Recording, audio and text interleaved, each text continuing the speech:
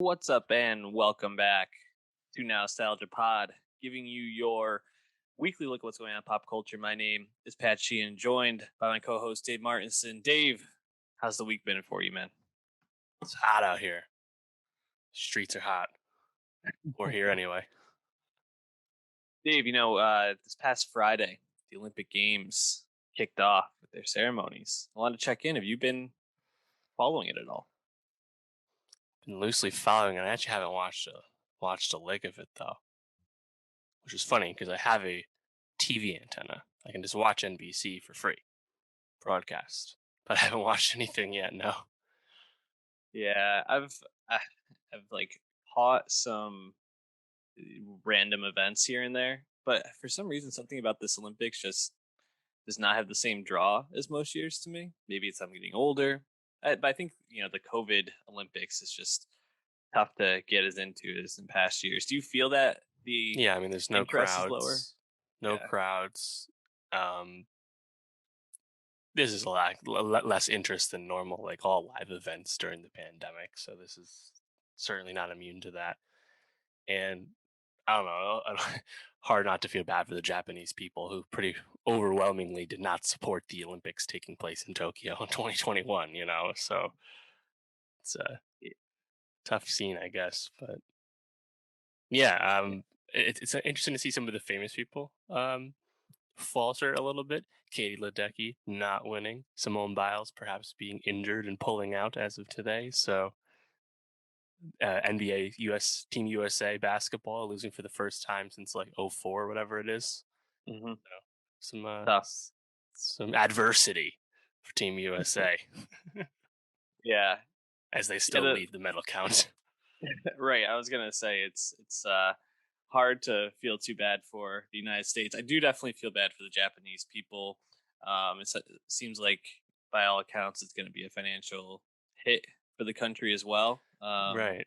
Absolutely. So definitely tough.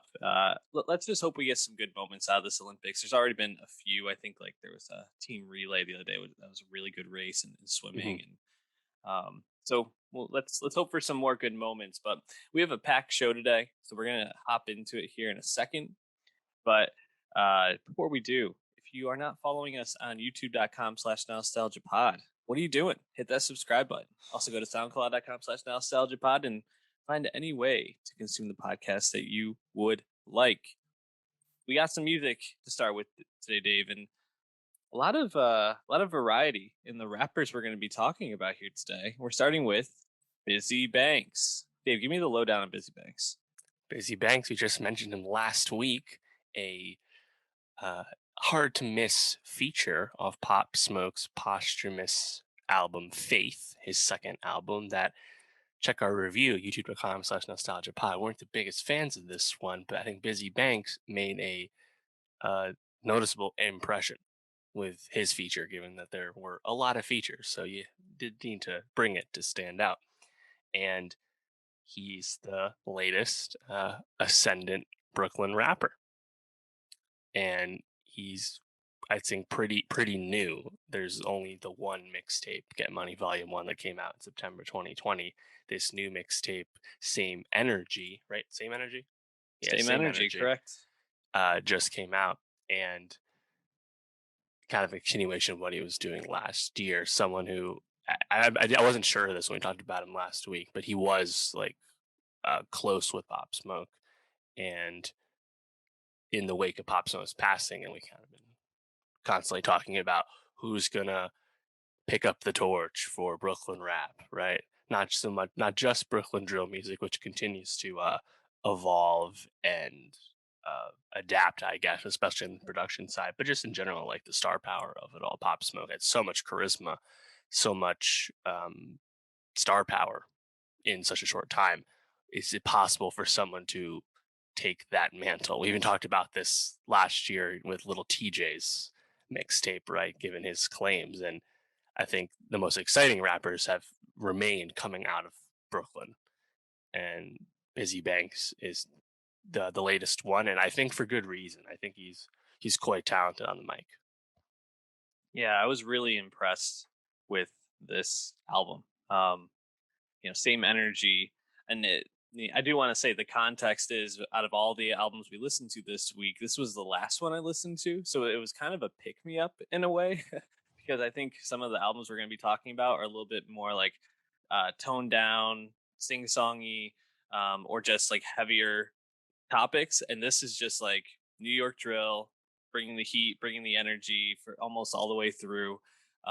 He flows great over these tracks, and I found this to just be really fun. And again, maybe this is somewhat colored by my experience with the other albums we're going to talk about, but this was a real pleasure, and I feel like this is a person I'm excited to be tuning into this early in their career because it feels like there's potential for them to really pop off. Um, what did you like about the album? What stood out to you? Yeah, and that's the thing. It's nothing like super groundbreaking. I just think he has like really good flow right from the start on Sturdy 30. Like it's just Hmm. really good flow. He has a really good delivery, Great first and track. yeah, it's just the shit's hot, you know. Hmm. And he does try and switch it up a little bit, like later on, like hot sauce. The delivery is not quite Hmm. as high energy, but I still think it works. You know, on a song like "Adore You" a PNB Rock. No, don't know if he quite has the light crooning, more melodic side down yet. We also Hmm. definitely don't even need to worry about that because what he does No. have down is just spitting hot tracks, you know. And Yeah. listening to him, listening to this, listening to Get Money Volume One, lyrically, he does pack in some like tight wordplay if you're listening closely, kind of speaking about like Brooklyn culture contemporaneously, like what it's like to live in the outer boroughs. Like he's from East New York, and how that's juxtaposed to the more uh, gentrified areas where all that money's going. The money doesn't seem to go to where the real Brooklyn people live. So you can catch references to that here and there in his songs as well. But even if you're not listening for that, the shit's still hot. Yeah, absolutely. The two that you shouted out, Sturdy 30 and Hot Sauce, really stood out to me. I think also Bandemic, just very Mhm. catchy. Kind of hard to really jive with anything pandemic related, but Yeah. somehow I was with this, so I was pretty impressed with that. Um, yeah, I agree with you. I think his strengths are he flows well. He can kind of bring in some of that experience of his life as I think he's from Brooklyn, right? A Brooklyn drill rapper. Yeah. So Yep. those outer East New York, boroughs. Brooklyn. Now lives in Jersey. And yeah, I think overall this is just an album I was not really expecting, but came away pleasantly surprised with. So I highly recommend everybody check out Same Energy if you're a fan of rap and especially drill. Any last thoughts on this? Yeah, only 500,000 monthly listeners right now on Spotify, but he is signed to Atlantic Records. So I hope Atlantic invests in him because with more exposure, I think more people will certainly latch on. Absolutely. Why don't we move to someone that does something that maybe Busy Banks doesn't do as well, pretty well, which is Young Blue, dropping Moon Boy. Uh, I think he really popped off with that song with Drake. Was it last year? Last fall, Yours Yeah. Mine Still remix featuring Drake. A classic example of the Drake cosign. Somebody hot, somebody new, somebody nascent, having Drake hop on that song, giving them a whole new platform, giving Drake a new hit in the process. We've seen this time and time again.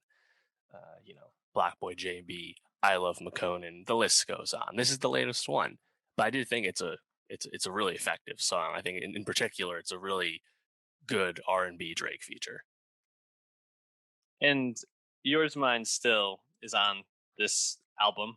Um, and there's a lot of cosigns on this album if you're Yeah. going to look at the features. I mean, so you start off the first song with John Legend, the next song with her. Um, Kalani is on this. Hmm. Jeezy, gonna, I mean, go all the way down. A Boogie with a Hoodie at the end. I mean, and even the Spotify like background of listening. One of the tracks actually just has all the featured artists listed on there, almost like a movie poster in a sense. And I think that's part of the appeal of this album is there's a lot of big names on this with someone Hmm. that isn't as well known. Um, but did you feel like Young Blue did enough on this album to stand out on his own right? Yeah, yeah. I think that's the question. Yeah, I think I like him fine enough, but I probably don't like the album super high just because over the course of the 15 tracks, maybe the volume of features starts to like weigh on the album a little bit in terms of getting in the way of Young Blue, I guess. Like he's proven that he can work well with others. I also didn't, I guess it's nice to hear him prove that because the Drake co-sign, always ends up becoming about Drake first. So Mhm, hearing him try and is that really establish himself in the industry on his own is important. And he had a lot of other tapes out before this, but really no one was super up on him until the Drake remix.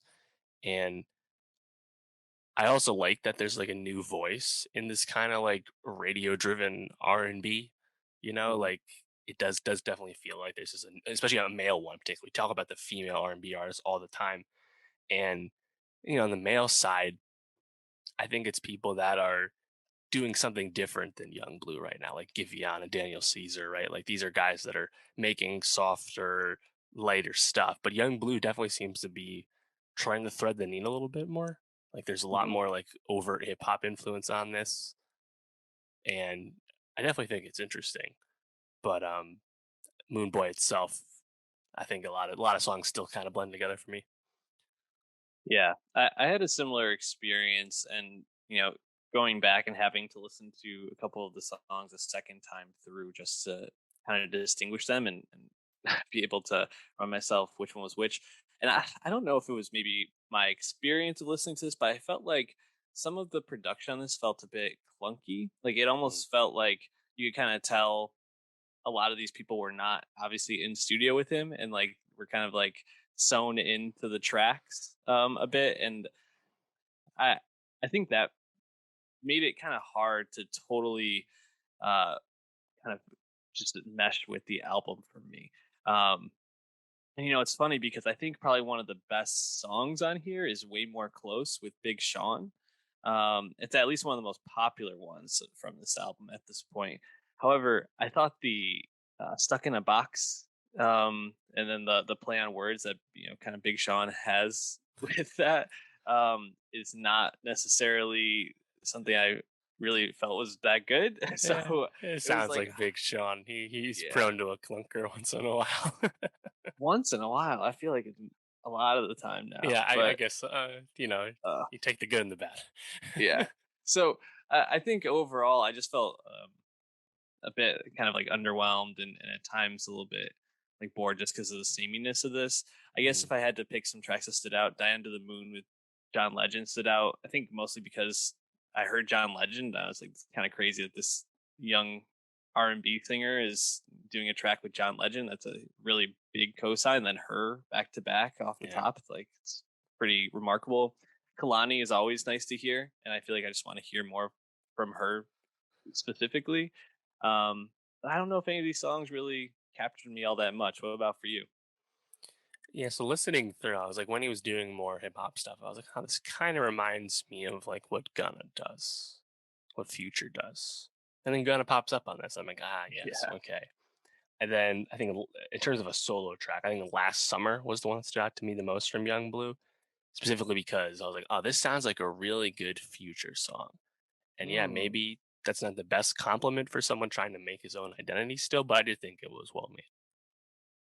yeah. I think overall this is listenable. Just I think when you're getting this many artists of this caliber on your records, you want to have a bit more pop than this does. But if you enjoy R&B, I think if you enjoyed the Her album, you would definitely find this Mm. to be very much in the same vein. So, um, anyways, why don't we move on from Young Blue? Because it seems like neither one of us are really that high on this one. And let's move on to the Kid Laroi, who, as we sit here and talk about this, and even just looking at the picture you have posted there, I mean, he's going for the Bieber vibes, right? Yeah, yeah, he's kind of got like he's been having like that early Bieber mop top action going on, little remix on that haircut. Yeah, no question. And now, of course, it's come full circle.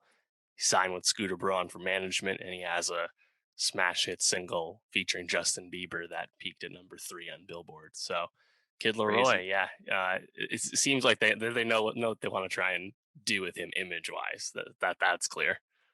Yeah, and I do have to say, I think the Bieber song isn't that bad. I think it's pretty good. This is a I don't know, okay, what do we want to call it? Extended EP, I guess. Fuck Love 3, Over Right. You, which Yes. And that's the funniest thing, man, is when I saw this album or uh, three-disc deluxe album. mixtape come out. Yeah, not an album. I was like, oh, he's calling it Fuck Love 3. That's weird because the debut mixtape Fuck Love comes out in 2020. A few months later, a deluxe version called Fuck Love Savage comes out. The first one is 15 songs, Savage adds 7 more. Then I saw, oh, Fuck Love 3 is out. He's kind of being generous with calling Savage Fuck Love 2. And then, upon further review, Fuck Love 3 only added 7 more songs and is the deluxe to the deluxe edition. And it's a great example of the DLC nature of music releases when it comes to programming streaming.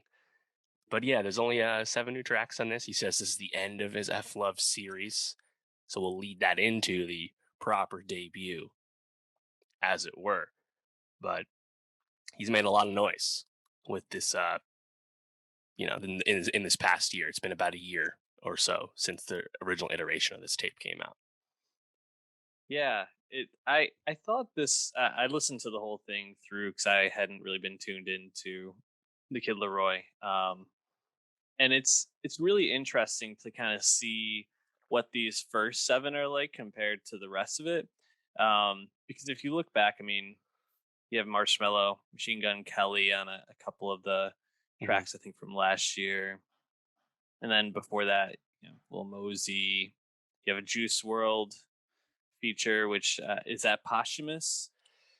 Uh, so that's kind of the whole rub with the Kid Laroi. We can just get into it now. So he originally signed to what was it called? Grade A, Little Bibby's Columbia Records imprint. Leroy got discovered when he had his 14 in a Dream EP out on SoundCloud when he was literally 14.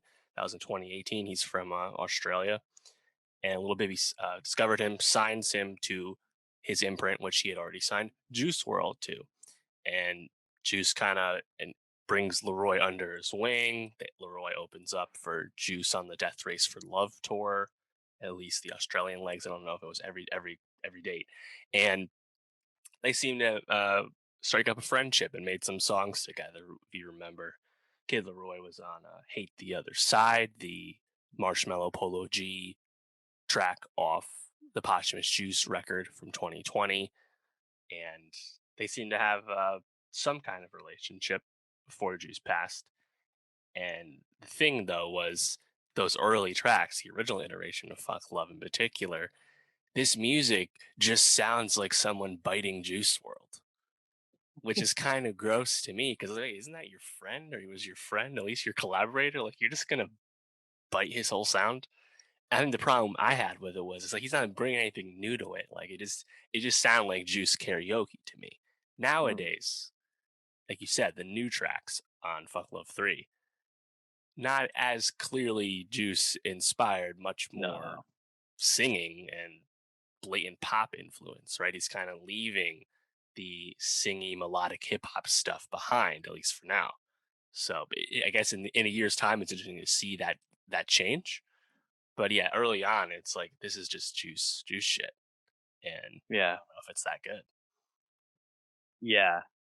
I didn't think the second half of or the disc 2 and 3 of this Hmm. extended mixtape were nearly as compelling as the first couple tracks that are newly released. And I think the song "Stay" with Justin Bieber, obviously, a clear standout. This it kind of reminds me listening to of like synth. 80s synth punk kind of almost is some of the Mm, sound, like really injecting a little more like bite to that sound than I kind of expected. Getting Polo G, obviously someone that you mentioned he's kind of collaborated with in ways in the past, but getting him on Not Sober, I thought was a pretty good look for this. Um, and then I thought the song "Don't Leave Me" with G Herbo and Lil Durk had potential to be a little bit more interesting than it ended up being. It starts off with these like I don't even know what that sound is. It's like maybe strings being like plucked in some weird way, but it starts off kind of different, and then it kind of falls into a more traditional pop rap sound. But mm, overall, I thought it was. I thought there were songs on here that had more potential to pop off. I think that's a good sign for someone he's only like 17 going on 18 by the that's sounds of right. this. Yeah, turns 18 August. Yes, Stay with Bieber's kind of funny to me because that's just once again the blatant 80s production. Those drums very reminiscent of what you'd hear on Blinding Lights, a song notably co-produced by my guy Charlie Puth, though. Something like that. Great TikTok follow. Yeah, Puth's a talented man, and I gotta say, he put out that notice that he's like taking his time with the next album, and then went on this whole story about how he never actually had time to fully craft his debut album voice notes because he was just trying to make the next hit while on the Hmm. road and stuff. And I was like, wow, you made this good music while being like on the bus and like frantically busy. What's it going to sound like when you got all this time? How tantalizing. I don't know if there's that much craft from Kid Laroi, at least not yet. Um, Notable too, having just rechecked Spotify, he released a deluxe to the deluxe to the deluxe, my guy. There are now 6 more songs added to Fuck Love 3 plus Over You. And it's actually hilarious. You had like try and find them. Okay, so let's see. We scroll down. All right, so we go to Pikachu. That was the first track off Savage. So everything above Pikachu is new. Of course, if you don't know this, this is just a glorified playlist at this point. Annoying. But yeah, Kid Laroi, he's already super famous and super successful, right? And I wonder what the ceiling is. Like making a song with Bieber, like, are you just gonna like just become your own pop force? In a sense, he already is one. And he's gotten to this point off music that I found quite uninspired. Now he's really pivoting away from that. And maybe that's good enough. Like to me, the music generally, like yeah, the 80s stuff can be noticeable, but like it's quite sanitized, right? And I Hmm. think lyrically he's quite uninspiring. It's just kind of simple shit. Yeah. So can't say I'm the biggest fan, but I'm more interested in him leaving the emo rap stuff and at least just becoming a pop singer because I think that has more potential to actually entertain me. Yeah. I think the pop stuff is definitely the lane that he fits best into. And it's pretty obvious that some big names see something in him. And I think these first 7 tracks, like I said, show me a little bit more than what was on the second half of the album, which I found really just not very Yeah, interesting. So I think he's moving in a good direction. And going back to the lyrical stuff, being 17, I think it can be hard to really it's true. unless you really have something to say, it can be really hard to write lyrics that are really inspired. So I'll give him a Yeah, pass on that. yeah. I hear you. One thing he had talked about is he's an Australian guy, and he Yeah. doesn't sound or perform like someone from Australia. And he gave an explanation that it was because he's spending a lot of time in Chicago when he moved to America, and he actually kind of had to change the way he spoke so people understood him more. I'm like, huh, that is kind of interesting. Perhaps that is something in terms of life experience that you could throw into the music in some way. I don't know, because hearing about how you're a toxic boyfriend for the 30th time just doesn't do it for me. No, I get it. I get it for sure. Well, I think we'll probably add one of these tracks to our Nostalgia Best of 2021. So follow that on Spotify. But Dave, let's wrap up with a rapper who stole your namesake. Dave, uh, another UK rapper that we're talking about here on the pod. Um, I am older, long, so I had first claim to this name. yeah. So I hope you're getting some of that money for stealing this name. But I think this album, we're all alone in this together. I thought it was really. It reminded me a lot of Burner Boy from last year, Twice as Tall, and Yeah. that's a great thing to like harken that kind of like vibe, that energy, and just the quality of this. Because I was really impressed with a very long album, but one that still held my attention. I Hmm. think the one knock I would say is that it can be a little downbeat. It can be Hmm. not too energetic. And talking about Bizzy Banks, listening to Busy after this album, it was like a real shot of adrenaline. But Dave, Right.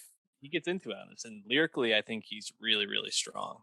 Oh, What did you think? well, no question. And it's funny to hear you bring up Burna Boy because the biggest hit of Dave's debut album, Psychodrama for 2019, is Location featuring Burna Boy. How about There you that? go.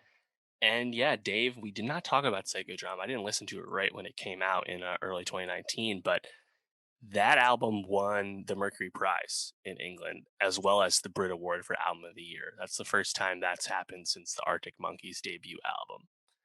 Wow. Psychodrama was just rapturously received, and I think for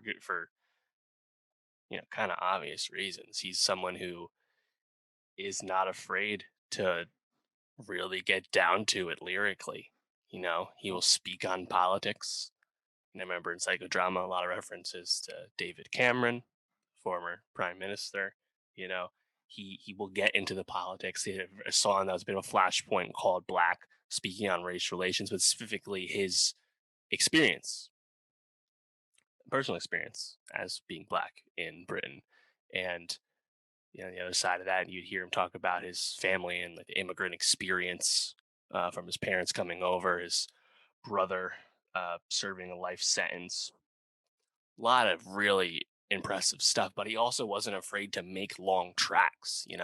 Generally, I'm not a fan of long tracks, but he just has like a way with words that it's like, wow, this is actually like really well earned that this song happens to be 8 minutes long just because Mhm. like his storytelling ability is just so impressive. And I think to follow that up now with this second album, We're All Alone in This Together, you get that lyricism once again, but he also, I think, brings some more lighter tracks, especially in the beginning of this album, which I think was a really fun juxtaposition. So Yeah. I really love this, and I mean people already know this, but like Dave is definitely like a top tier luminary in terms of English rap, and he's got Stormzy on this. I think people would say in terms of super active UK artists right now, it's really Dave and Stormzy at the top in terms of like critical acclaim. Yeah. And I think it's very clear that those are the two. Every time we've talked about Stormzy, I think we're just kind of blown away, and had the same feeling with this album. And you mentioned that first half. I think those first like three or four songs were all alone for Danks, clashed with Stormzy, and then In the Fire are just like completely undeniable. First four really stood out to me. I thought System with WizKid also was Hmm. a clear standout to me. Afro beats. Um, yeah, and it's also always great to hear James Blake pop up and sing Mm. a verse or sing the hook, and I really enjoyed them kind of blending together on both sides of a smile. So those would probably be the ones that stood out most for me. But which tracks were your favorites? Yeah, so I agree about the early ones. Verdance really stood out to me. Of course, that's a reference to Call of Duty Warzone. I just love the wordplay on that. Man, try Yeah. beef with my doggy, Warzone ting, how I come third party. Like, just hilarious Call of Duty line.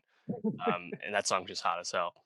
And then later, the next track, you get Clash with Stormzy, one of the Mhm. singles. And that's just, again, we know what Dave and Stormzy can bring lyrically in terms of like really important subject matter. But to hear them actually just make a song that's like a fun rap song is also just really, really fun, you know? Mhm. And still, you still got Dave saying, Tory put in labor, this, that Jeremy Corbyn one. Like there's still references to the politics and all, but Yeah. I don't know. I just like the wordplay on that. Rolly's got 21. been lit since 21. Lighty, the shortest one on my mind. Georgia one, of course, the reference to Georgia Smith, who we do Mhm. agree is a beautiful woman. Uh, Beautiful. yeah, those songs are just hot as fuck. Yeah, man. It's and the thing is, though this is a long album, I don't know if there's ever a point where I was like, okay, I gotta tune this out. Like the production on this is top notch, and he really just, like you said, can spin a story with his words and just keep your attention. And it, unlike these other albums, I didn't feel like this felt super samey. Other than, No, I didn't necessarily always feel like it was like a super energetic track. I think there's more of a mm, mellow vibe at times, but I was okay with that because he just kind of lures you in with his delivery and his wordplay. So yeah, really impressive. yeah. Important to note that when you hear a lot of the piano, oftentimes that is Dave himself. He is a trained piano player, and that was the case on the last album as well. Um, yeah, you mentioned the song with WizKid System. You also have Lazarus with Boj. I'm not sure how you say that, but those are both Nigerian artists. You get some obviously Afrobeat influences, overt, Afrobeat songs that those are, and of course, nice connection to Dave's overall message. Of course, his parents are Nigerian immigrants. So, yeah, man. I mean, I think it's one of the best rap albums of the year, without doubt. Sound the sirens. Dave's putting out a best rap album of the year claim on this. We might have to do a little like update in the near future of what are the albums and the tracks that have stood out most to us so far. It doesn't have to be Mm. anything formal because we always have our end of year lists. But if you want to know all the tracks we've liked, again, Nostalgia, best of 2021 on Spotify. We already have a couple of these tracks up there, so check it out. Any last thoughts on Dave? Dave. Yeah, I also just want to shout out In the Fire, which has some ghost uh, features on that, and it's like really a who's who of UK rap. Gets gigs, Fredo and Meeks, as well as Dave. Saw a big reaction to that from UK rap fans because of the surprise. Normally, I'm not a fan of like hiding the features and stuff, but I think it was actually pretty effective for people listening to this for the first time. Absolutely. Why don't we move on to movies though, Dave? Because we've been putting in that work, and we want to talk about some of the movies this year that are coming out and that Mm. we're enjoying or not enjoying. And we want to start with Pig, the Nicolas Cage. I don't know what kind of movie is this, Dave. You saw it, I didn't. So give me the breakdown. Yeah, so Pig is a drama from Neon that just came out about 2 weeks ago. It's a bit of a thriller drama from Michael Sarnowski in his directorial debut, and stars Nicolas Cage, of course. And it's about a man who lives in a woodland cabin with a truffle pig, and he collects truffles, the mushrooms, and sells them to the restaurant industry in Portland, Oregon, of course, which he's in the surrounding woodlands. And he just kind of lives a simple, meek, solitary life with this pig. And the inciting incident, of course, is that someone steals the pig because the pig is really good at helping him find the truffles. And of course, truffles are very valuable. And Cage then goes back to society to find that pig and who took it. And his like liaison to Portland society is played by Alex Wolf, who we'll talk about again in a little bit with M. Night's Old, having a bit of a moment. Mhm. And I think they have actually really great chemistry because this is a good performance from Cage, but it's definitely more reserved. He doesn't speak as much. It's a lot more physical performance. And Alex Wolf brings a decidedly different energy to his performance as kind of like a really confident, uh, wealthy young man who's the one like selling the truffles once he buys them off of Cage, and like their dynamic is really good. And I think I don't want to spoil it because no one has really seen the movie, but what's really cool about Pig is that it really subverts those expectations. You keep expecting this to go full John Wick. You keep expecting Cage to just go scorched earth to find his beloved truffle pig. And it doesn't actually go that way. It actually becomes a really uh, moving character study. Like it's a really personal at the end of the day and emotional. And once you learn more about Cage's character and why he went to the woods to be by himself, there's a lot of, I think, important character growth. And Mm. like I said, the dynamic with Alex Wolff continues to get built up throughout the movie. It's, there's a really awesome dressing down of like high cuisine restaurant society as well in the film. Like, uh, completely recommended. I think it's really riveting and propulsive without actually descending into that like revenge thriller that I think people might expect it to become if they watch the trailer. Yeah, I was gonna say the way the trailer has looked, and I think also just kind of like the John Wick kind of parallels where Yeah. like a beloved pet gets taken or stolen or Hmm. killed in some way, and you're like, oh, now this man's gonna have to, go on a war path to get his animal back. Hmm. But to hear you kind of describe it, it sounds a lot more interesting and a lot more thoughtful. And I'm totally down to check this out at some point in the near future. Also, I'm glad to see Nicolas Cage getting just more and more like legit roles again. It's funny. I recently watched Moonstruck, which is one of his first films. Hmm. Obviously, won a lot of awards back in the day, but he just stands out in that film as like you can see why he got bagged on so much. Some of his mannerisms, some of his overacting in the film really just feel like he's in a totally different movie at times. Um, but it feels like he has just kind of like grown into this like older actor sphere really Hmm. gracefully, and it's nice to see him just working consistently again. Yeah, and that's the thing. He actually has been working consistently throughout the 2010s. But if you look at that, you probably don't know most of the movies. And a lot of people assume it's just kind of financially minded. And he's just trying to get paid because he was quite lavish in his spending back at his heyday as a A-list actor. But like I feel like there's always been stuff that pops up, right? Like he had a lot of like notable like horror and like alternative horror roles lately, like Mandy and Color Out of Space. And there was just this movie at Sundance 2021 called Prisoners of the Ghostland, which doesn't have a release date yet, which actually might be a little more John Wick. Apparently, it's a really crazy like action film, from what I understand. But I think Pig is gonna, yeah, give him some more chances again because he had been working and like I think been effective at that kind of stuff. But to see this, it's like now like there Cage could totally bring it again. It seems to as an older actor, so that'd be really fun. It's actually been cool to listen to Alex Wolff as he did press for Old talk about his relationship and genuine friendship that he's made with Cage after working That's with him too. Yeah, he seems like a up and coming actor who's very thoughtful as well. Hmm. Alex Wolf, and I have to say, I mean, I'll talk about him in a second with Old, but feels like he's on a good trajectory for his own career as well. So Yeah. definitely, definitely interested to check out Pig. Definitely interested to see more from both of these talented actors.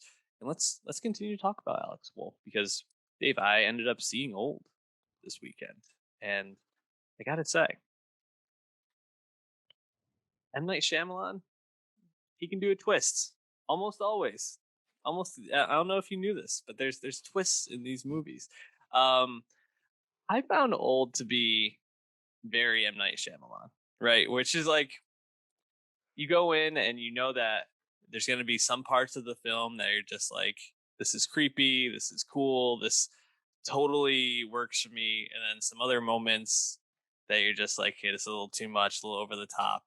Um, but it's always interesting. I think is where I fall with it, and I found this to be a pretty interesting film for a couple of reasons. One, I think I think the concept you can get from the trailer is that this group of people are on a resort vacation, go to this beach that they can't get off of, and they're aging very quickly on the beach. Um, and that's obviously made very apparent by the children that come along with them, who go from being 6 and I think 8 years old to like 11, 17 within the first like 20 minutes that they're on the beach, something like that.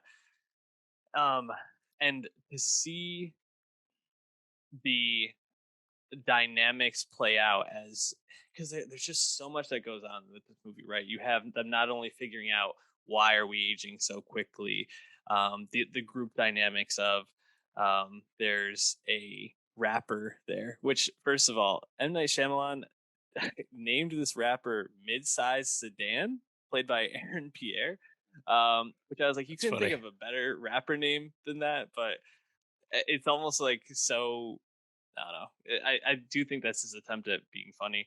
Um, but he's on the beach already when they get there, and then this woman that he had been on the beach with washes up to shore, and that kind of kicks dead, obviously, and that kind of kicks the whole group into like suspicion and like the there's a lot of like racial dynamics underlying a lot of the interactions that happen, specifically with Rufus Sewell's character Charles, who's a doctor that's on the beach with his family.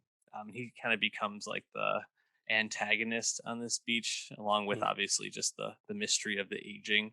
Um, and so there's that going on. There's family and relationship dynamics between Gail Garcia Bernal um, and Vicky Krieps, yeah. who play like Phantom the Thread. mom and dad.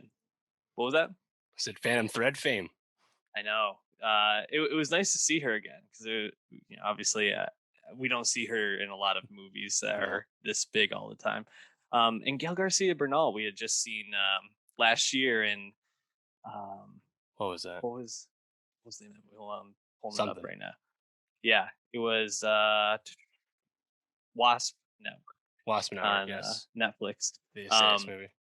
and they have I don't know if I totally buy their relationship at the beginning, but they're going through relationship issues and on this resort vacation to like have a last memory with their children. And then as the children age and things happen on the beach, they kind of start also addressing their relationship issues as they're kind of like growing old together all within the span of this day. So there's those dynamics going on. There's a very strange part where someone on the island becomes pregnant and within like I don't know 15 minutes has a child and the child does not make it, and that part's Mm, very strange to me. But overall I think there's more good than bad here. I don't know if this is a top tier M. Night Shyamalan movie, mm, but there's enough here to kind of keep your interest. And I do think the twist, I don't want to spoil it for anybody, but I do think the twist makes you really think about like ethical standards mm. of some of the things that go on the island, and it leaves things in more of a gray area than you would expect it to, especially watching the rest of the movie. Um, just shouting out real quick, Thomasin McKenzie, Mm. who plays like the daughter aged into teenagehood, and then also like you mentioned before, Alex Wolf plays the son aged into teenage into adulthood, and I think they're both pretty good. So I think the performances aren't bad. You also get Ken Leung, who we just have been Mm. talking about in industry, and he has a really funny running bit between him and Rufus Sewell, where Rufus Sewell's character Charles can never get his name right. His name is Jaren, and he just keeps screaming at him, "My name is Jaren," and just like freaking out at him. It's just really funny. It really reminds me of his character in industry because the rest of the time he's like the complete opposite of it. But That's there's funny. some interesting stuff going on, so I recommend Yeah. watching it, but Would you? not top tier Shyamalan. Yeah. Would you consider Old a horror film? Is it more of a suspense thriller? Because it's notable that it's mainly set in the daylight, right? And something like Midsommar, still very much a horror film, even though it's during the Mhm. day. But Old, the trailer definitely suggests that there's suspenseful moments. But like, is it a full-on horror movie? How would you characterize it? Think I would put it more in the suspense thriller Mm. category. I just didn't feel like there were enough like big scares here. That's good Um, because I still want to see uh, it, and that makes me more eager to see it. there's only one real I feel like really scary moment, which is Abby Lee Kershaw plays this model wife of Rufus Sewell's character. And there's a part near the end, right before she dies. I guess that's a bit of a spoiler, but pretty much everybody on the island dies eventually, just because of the aging, mostly.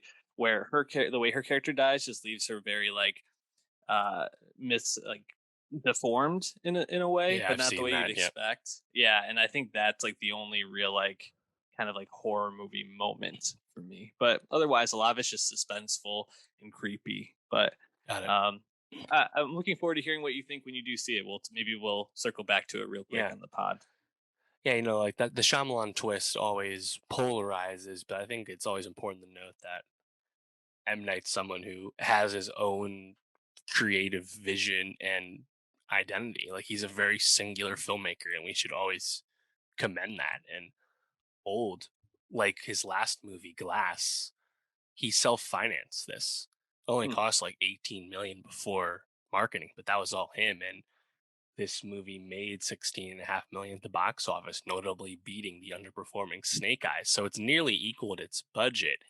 And that was, largely put together by M. Night. So I think, you know, even when the movie's maybe only so, he's always, I think, worth not only checking out, but also worth commending because he operates in a unique way in the industry.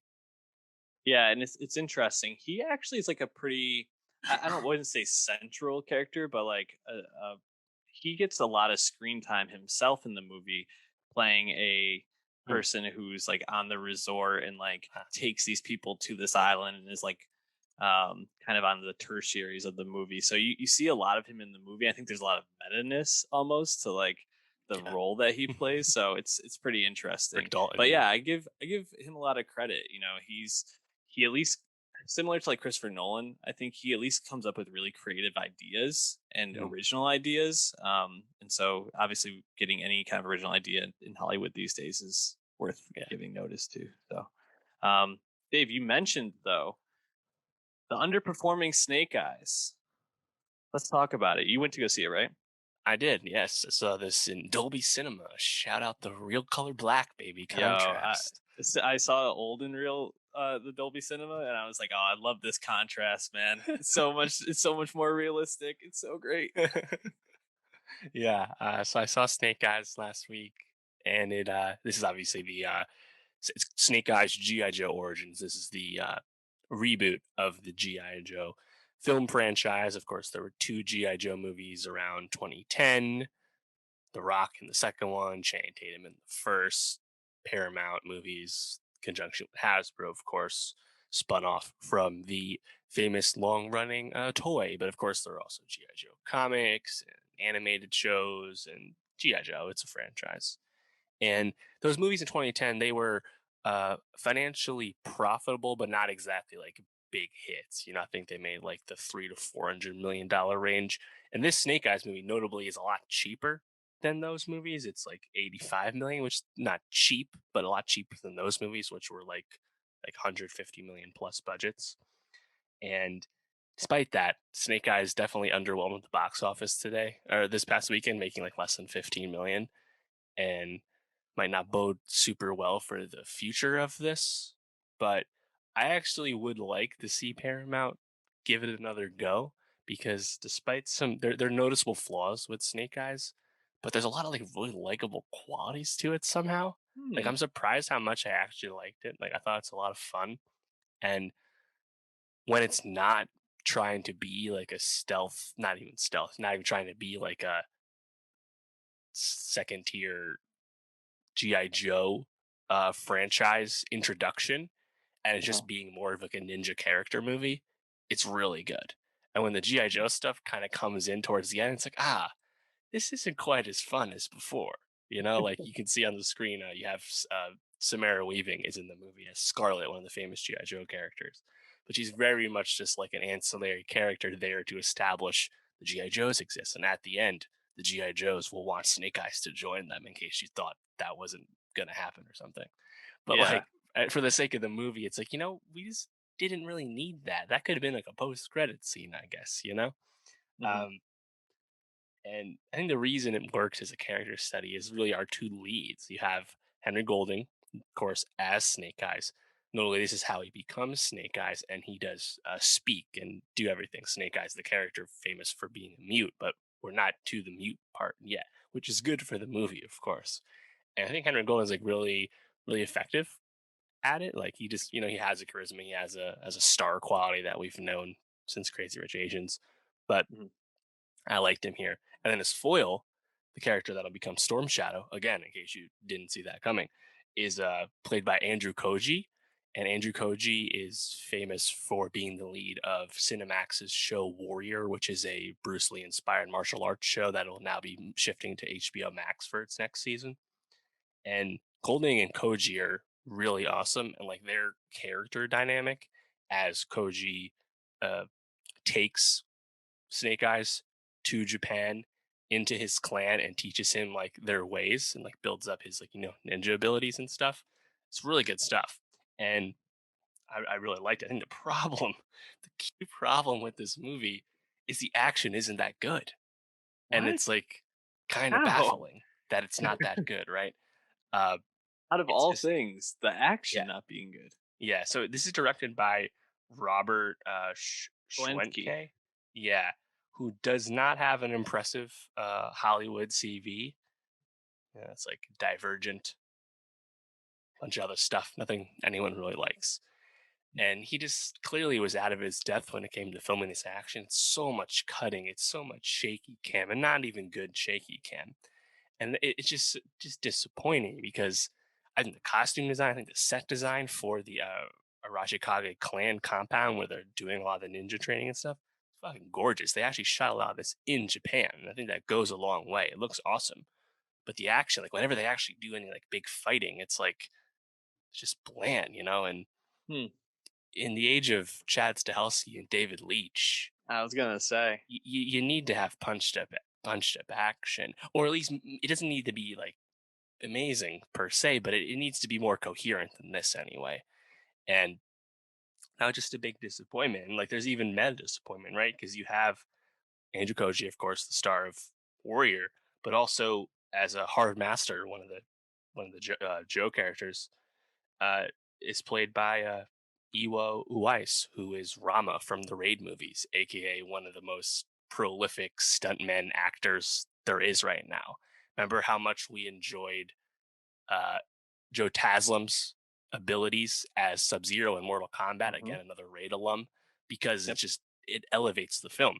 But when you get the hard master scenes, it's like cut, cut, cut, and it's like Ego. He's so fucking good at like commanding that kind of like real life stunt work, and the movie just doesn't let him do it. It was really lame, and like I said, once the more overt like GI Joe universe stuff pops in towards the end of the second act, and Snake Eyes gets a little muddled, gets a little like predictable franchise stuff. But I think there was enough bones to this movie. Again, normal franchise caveats here, like per the standard. Like I thought there was enough like actual like effective and good dramatic stuff that investing in the sequel has potential, but might not be looking so good after this poor box office. Uh, that is really baffling.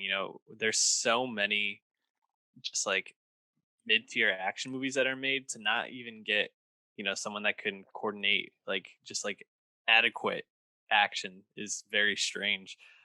Yeah. I wanted to circle back real quick to Golding, right? So just looking through his filmography here, Crazy Rich Asians was like his first like role almost. And then he's in The Simple Favor playing like Mm, like the boyfriend. We yes. saw him in Last Christmas the next year and The Hmm. Gentleman. Hmm. um this is his first time really like leading a movie. Do you feel like he's kind of got the chops to maybe continue to move into those the like leading man role? I do. Yeah, I do, because the Snake Eyes character in this film is largely driven by like personal vengeance, Mhm. and it's kind of like a singular motivation. But Golding still, I think, has like a screen quality to him. And I also could like, I think some reviewers know this. It's like Golding, not the worst pick for James Bond either. Like he has some Mm. debonair qualities as well. So That'd yeah, be a I really like good him. look for him. I'm looking. His calendar isn't filled up too much. He has a voice role in 2023, and he's in Persuasion. That's alongside Dakota Johnson next year, the Jane Austen Right. adaptation, playing Mr. Elliot. So he's only got two movies on the docket here. It's looking like I'd almost like to see him do like an HBO miniseries where he's Mm, like the lead in yeah. some way. I feel like getting some like short TV screen time could be really good for him. But I like him a lot. He's incredibly charming. I think that James Bond pick is very interesting. Real quick, just sticking with James Bond, I saw this weekend a tweet where someone's like, why don't we ever consider Dev Patel to play James Hmm. Bond? I just wanted to hear your quick reaction to that. Yeah, obviously that's coming up with the Green Knight, his next film coming out from A24 this Friday. I mean, Dev's a bit of a skinnier guy. Does he have the Yeah, physicality down? Because I love Dev Patel as an actor. He's awesome. that was It's my kind of first like the thought too. yeah, it's kind of like the Riz Ahmed thoughts we've had in the past. It's like, does Riz have the physicality down? And actually, I was thinking about that since we talked about that. Riz Ahmed got fucking pretty swollen the night of when he was getting jacked in prison. So maybe Riz And could do it, and maybe he Dev was, could do it too.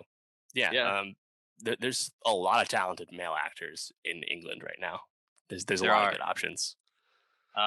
So I'm hoping, after we get the next Bond, that we can kind of get these rumors ramping up a little bit more. But if it's between, Yeah. Golding, Idris Elba, Dev Patel, and You Riz know my Ahmed, pick though.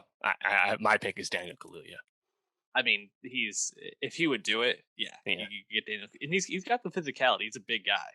Yeah. So, um, it would be really interesting. Almost, I don't know if this would ever actually work, but to do like an interesting James Bond where they were doing like flashbacks, and it's like old James Bond is Idris Elba and young James Bond is Daniel Kaluuya or something like that. I feel like that could be a interesting thing. Get both of them in there, but.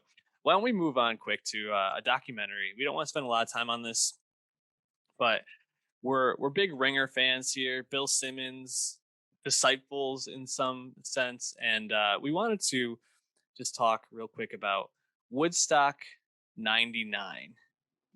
It's a music box documentary, is what they're calling it. I think that's the season of Yeah. Film series of documentaries. documentaries.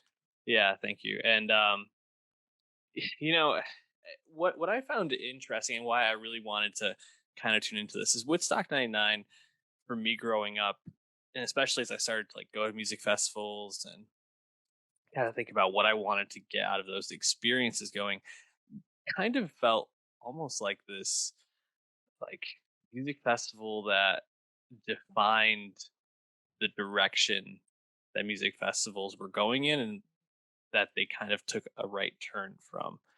Um, because the stories you heard about it was like legendary lineup, Red Hot Chili Peppers, and when they're at their most famous, Rage Against the Machine, after just after I think Battle of L.A. Had dropped. This time in music where Mhm. bands like Korn, Limp Bizkit were huge, and mosh pits, rioting, things lighting on fire, just like total wildness at these festivals. And by the time festivals had become modified and we started going to them, music festivals just were not this type of experience, and that's a good thing because this experience seems like hell. And I felt like the documentary Woodstock '99 really captured a lot of the essence of what made this situation kind of a powder keg. But I'm not sure if it fully colored in all the parts of the picture for me. How did you feel Woodstock '99 did as a documentary explaining what went on that weekend? Yeah, I mean, I think it does a good job. I mean, I'm sure you could add another hour to the movie and even Mhm. go further in depth of what happened. But like, for the sake of making a documentary film, I understand why it was as long as it was. Um, yeah, I mean, I liked all the Talking Head stuff. I thought they were all well picked. They had Stephen Hyden in this, the music writer who hosted the Ringers Break Stuff Luminary podcast series about Woodstock '99. So this is almost like the sequel to that from the Ringer side of things. And yeah, I would like more. There were certain narratives that I think you could have poked more into, but I still liked it. There's a lot of like good footage of this. I think the one key thing I've seen brought up is that there's kind of a gratuitous amount of showing the naked women in Mhm. this. So I thought that a point was pretty effective. We probably don't need to Go show all back to it these over because and it over kind of again. just brings questions of like, do these people know they're being shown in that? Like, I'm like, it's kind of weird, right? Like, Yeah. so that was something that I started to notice. It's like, all right, like towards the end, I don't need to see the 30th girl being groped, with Mhm. her with no shirt on, But I still think overall it kind of like the message is good. Like it talks about the right things, but we could have went harder on the promoters. I think that's clear. They still dig their own graves when they talk to the camera, but we still could have, I Mhm. think, maybe had other talking heads be more combative about that sort of thing. Yeah, I think that promoter, what was his name, like Peter Schur or something like Yeah, that, sure, got a lot. shares with that. Yeah, he got a lot of screen time. Comes across as a villain in a lot of this because he's blaming the women for the sexual assaults that they experienced because of choosing to show their breasts or what they It's chose to wear John not to share. wear. John Sure, he came across just very slimy to me in this, and I feel like they kind of kept going back to him. So almost similarly to the gratuitous nature of how often they showed women flashing the crowd or being topless, kind of giving him more and more screen time. I understand they were trying to build up the other perspective, but felt just almost like we get it and we know what this guy's take is. I would have liked to hear a little bit more from the women, but I also, you mentioned that like extra hour of the documentary. There was a question posed at the beginning of the documentary, which is like, I forgot who it was, might have been like Moby or something like that, but they said like there was a lot of anger at this festival, but Mm, they never really answered the question of why all these white males were so angry going into this festival, right? And I didn't feel like we really got a lot of that answer. I think that another half hour to hour exploring the social and political atmosphere that probably played a part into this would have helped build out that picture a little bit more, especially because they juxtapose it with Woodstock '94, which 5 years earlier seemed like it was very much in the same vein of Woodstock, the original Woodstock, which was like very like lovey, mm, peaceful, people kind of just like enjoying being there, whereas this like it became a riot basically. So right. um I would have been more interested to hear more about that, but overall I found this to be a really interesting look at this experience. Yeah, yeah, because he kind of like moves through it quick, right? You get the stuff about Carson Daly and TRL and a backlash to the mainstream and invasion of the pop teeny bopper boy bands and stuff from like the Disney realm, right? Britney, Backstreet, NSYNC, etc. And later on, you get the reference of like someone says it's like all these white kids. Most of these are middle-aged white kids anyway, and they have this angst, and it's like they so angry about their still pretty good lives, and it's like yeah, there was more to speak on there. It's like again like Yeah. no one went to Woodstock without at least some means, right? Yes, people No, snuck in, they busted down the fence and snuck in, but you still had to get there, right? So like it's not totally. like people super down on their luck were at Woodstock 99. These were people with means, and that I guess even more so seeing what manifest, right, with the rioting and Hmm. stuff. It's yeah. But yeah, Yeah. I wanted more dressing down on the promoters. Yeah. yeah, what's his Fuck those name? guys. Lang.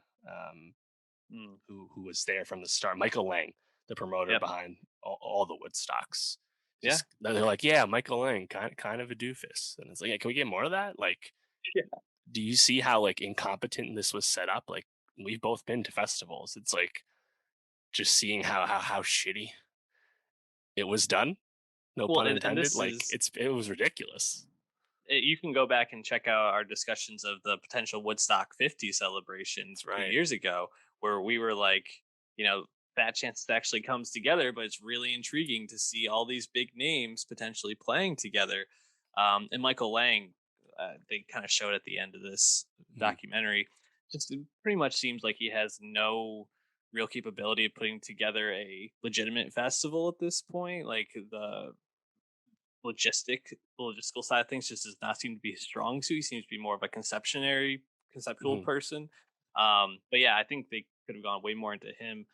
I do feel like the way that they made Coachella look at the end, it almost kind of felt like an ad for Coachella. Like, look how shitty this experience was, and look at the experience you can have at Coachella every year, which is fair to like put them side by side. But you could have been like, this happens at Lollapalooza Yeah. and Yeah. Bonnaroo as well. But like to choose Coachella specifically felt Yeah, I a little think that off would to have been me. nice if they're like there's several really large grand scale festivals in the US right now, and Coachella is the biggest and the longest running of them, but like Mhm. to single out Coachella, I was like, huh, this is like kind of like out of place in a certain sense. Like I Yeah, liked how they were put against each other, but yeah, I mean that's another I think another angle to this, right? It's like we could have seen history of music festivals post Woodstock '99. There's a lot of me in that bone too. totally. And I think just to kind of finish that point, Governor's Ball would have been a great one to I think highlight because it's probably one of the biggest ones that still is independent from any big industry influence at this point, totally run by Right. just that group. I forgot what their Golden Voice, name is is. it? Yeah. I don't think Golden Voice. I think it's just like the Mm. group that originally started it runs it themselves. But um anyways, I think that's enough for Woodstock 99. Check it out on HBO Max. Let's finish up moving in a more positive direction, Dave, with Ted Lasso season 2 premiering this past week on Apple Plus or Apple TV Plus, I should say. You caught up, right, to watch this? I did just for this season too. Hadn't seen it yet until now. What what was your experience of season 1? Yeah, I like the show. I think it's kind of clear watching the show. Because I knew what everyone thought about the show already going in. And it's kind of clear. It's like, oh yeah, Ted Lasso, the man. He's not an anti-hero. And that's different for TV. He's Mhm. not Michael Scott or David Brent either for comedy's sake. It's like, I get it. Thing is, like I found the show super funny in the first season. I think there's funny and amusing premises, and it seems like those are getting paid off and built up upon more in the second season. So I have no doubt the show will get more funny. Mm. But early on, it's like more about like I guess investing in like the light dramatic themes of that first season. So I liked it, but I don't have like amazing love for it the way some people do. Yeah. I found this to be just a super delightful show. And I was so excited for season 2. The first season I watched, I binged it all within like 2 days back in oh boy, with maybe back in April or so. And Mm, I think the thing that really stood out to me is we really live in an age of television where we're told to like root for or at least follow anti-heroes week to week. You think about probably one of the most standout shows from this year, Mayor of Easttown, and you're following a very flawed character, not necessarily an anti-hero, but like I think that's about as good as you get on television now. Is you get someone who's like very flawed and it kind of lives in this gray area of is this someone I actually want to root for or like, or is this someone that I come to like because I'm just with them every week for this hour. Ted Lasso it gives you a lead in Jason Sudeikis that just is like a complete like hero in terms of someone that makes you feel good to follow, feel good to invest in, um, and I think it makes it kind of helps people to feel like they're seeing something that they strive to be in their life. Because I think most people do feel like they try to make good decisions, try to be there for the people, try to be a good person, and Ted Lasso really embodies that. And to see like the impact he makes on people around him is really nice. Obviously, the first season thrives off the premise of him never having coached a soccer team before and kind of his his ability to bring something different to coaching rather than just like the strategical side of it. Um, the second season, obviously, he's still, kind of trying to learn more about how to become a soccer coach.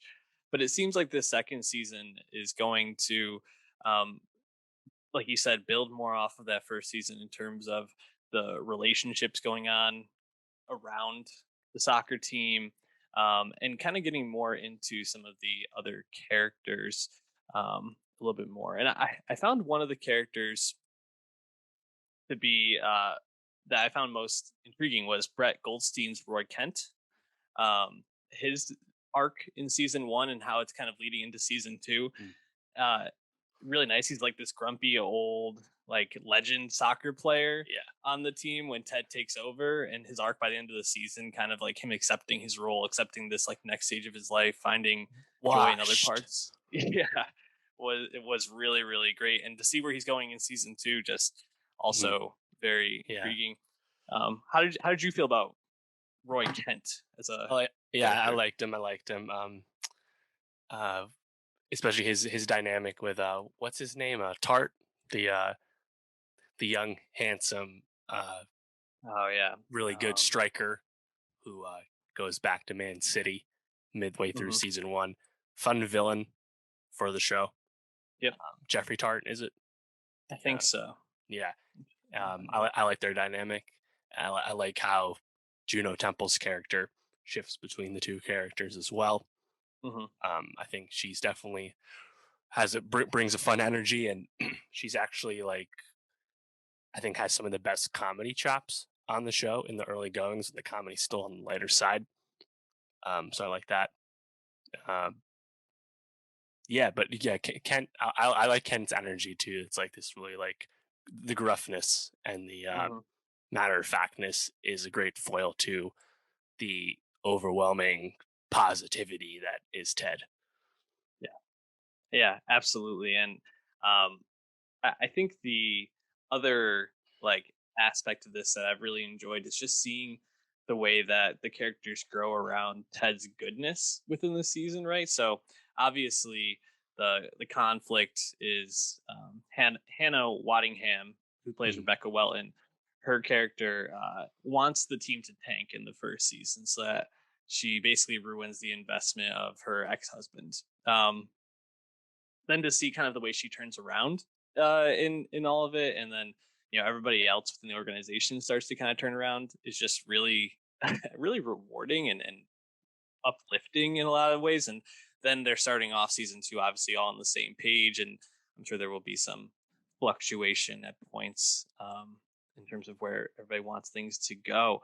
But uh, finding out that she was the shame lady on Mhm. Game of Thrones. Septon Unella, yes. Yeah, what was really just a funny like holy shit that actor plays both those people type of moment, but also I just think she plays that like sternness so well, and then the moments when she broke, like when they were on that trip and she had that, I think she had like a guy like stand her up on a date or something like that, I can't remember, but Ted like kind of consoles her and is there for her in that moment, and seeing the way that she breaks, she plays that role so well.